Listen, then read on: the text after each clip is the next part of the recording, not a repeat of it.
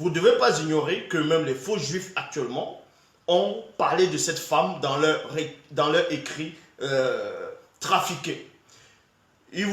Certains vous disent que la reine de Saba aurait eu des rapports sexuels avec le puissant Salomon, donc Mon, et l'union de cet accouplement a donné naissance à un enfant connu sous le nom de Ménélique, et que ce serait cette personne, Ménélique, qui aurait pris l'arche de l'alliance, qui est partie avec l'arche de l'alliance.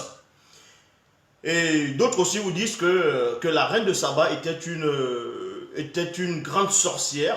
Elle pratiquait la sorcellerie, elle était ancrée dans le monde occulte. Et d'autres disaient même que c'était une démon de la race des satyres.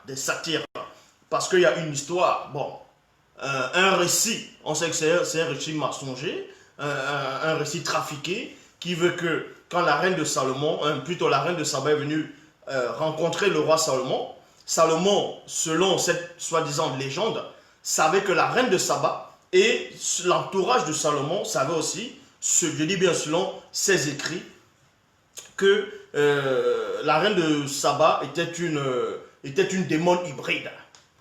Donc, pour voir si c'était réel, quand la reine de Saba est arrivée dans le temple de Salomon, le sol était bien ciré. Donc c'était on va dire des carreaux brillants qui avaient l'apparence de l'eau.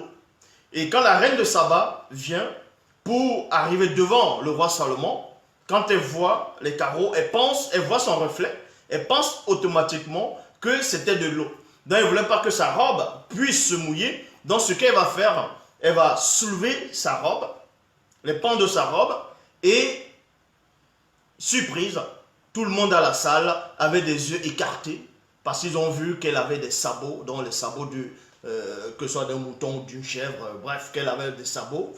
Et donc c'était une démon hybride dans la race des satyres. Donc Ibandambo Dima Mudima Bobi. Et je vous dis ici que c'est faux. Donc tous ces gens qui vont parler de la reine de Saba, tout simplement parce qu'ils ne connaissent pas les Écritures, ils ne connaissent pas son histoire.